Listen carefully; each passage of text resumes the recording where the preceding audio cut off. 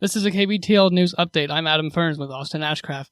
The Kansas Geological Survey has confirmed a series of 4 small earthquakes centered in Marion County, Kansas. This ranged in magnitude from 2.5 to 3.4, with the first reported around 11:45 p.m. Tuesday and the last around 7 p.m. Wednesday. No damage has been reported, with destruction being unusual for earthquakes below a magnitude of 4.0. This recent uptick in earthquakes is under investigation.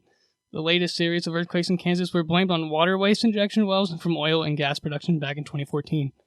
Yesterday, the Wichita Eagle published a heartfelt story about a local Wichita cowboy who was granted their last dying wish, and the results were just beautiful. Ken Atkins was 55 years old when he passed on Tuesday, January 28th at his sister's home surrounded by family and friends. Atkins was a victim of cancer and made it a point to make sure that everyone knew that he needed to see a special friend before he left this life. According to the article, Atkins had a very special horse by the name of Vic, whom he visited daily before his health diminished. He longed to be able to see his friend one more time, and his very own daughter was able to make his wish come true.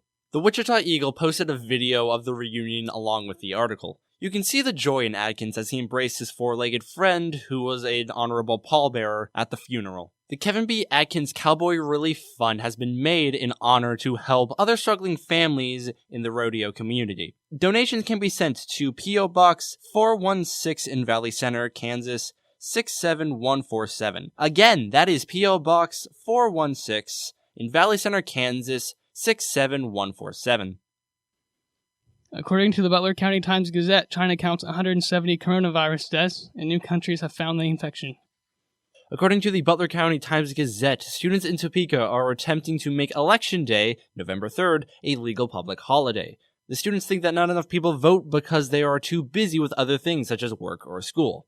It is unclear how much this change will cost Kansas universities. However, it is estimated that changes to the executive branch offices will cost about $850,000. Forrest Burngard, a Topeka Seaman high school student who is in favor of this action, said that democracy is one of our greatest gifts, and we're taking it for granted. A Kansas House committee heard testimony Thursday on a bill sponsored by 13 Republican lawmakers that would require all public school classrooms and libraries to post the motto, "In God We Trust," as an 11 by 14-inch poster or framed picture. If the bill was passed, the motto must be posted as soon as schools, colleges, cities, and counties receive donations of either posters or money to cover the cost. 8 other states already require schools to post this motto, including Kentucky, Louisiana, and South Dakota.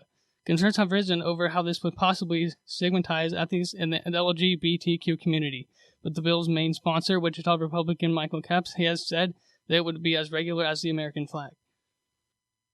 According to the Butler County Times-Gazette, Kansas University star cornerback Corian Harris has been suspended indefinitely following the arrest that took place over this weekend. Harris was arrested at 7:05 p.m. on Sunday, January 26th in Howland Country, Mississippi.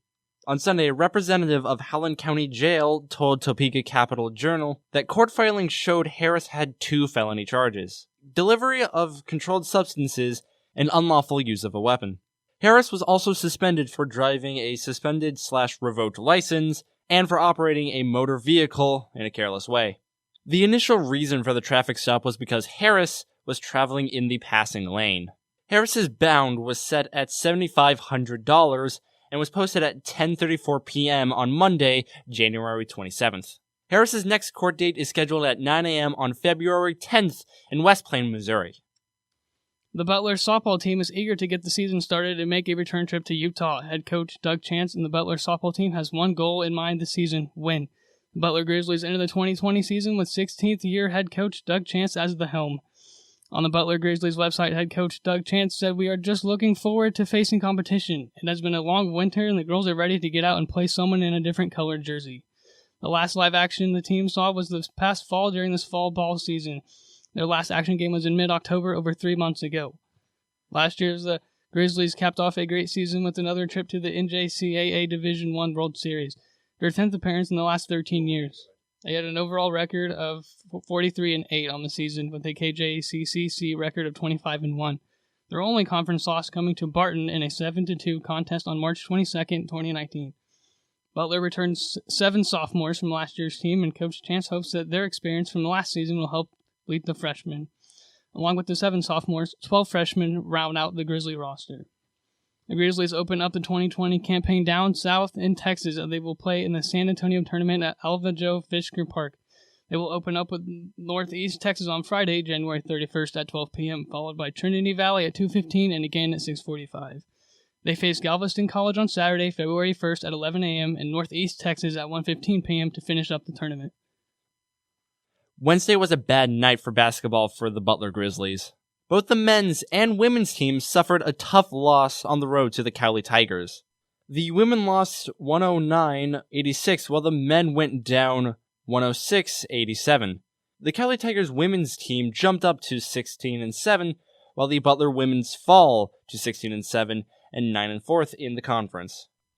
The Butler's men team fall to 16-6, and the Kelly's men team advanced to 20-3. You can catch the next women's game at 1 p.m. this Saturday at the power plant as they battle the first place in the conference, and the men at 3 p.m. as they battle the second place spot in the conference. If you can't make it to the power plant, you can listen to the game here on 88.1 The Grizz FM or online at kbtl.butlercc.edu.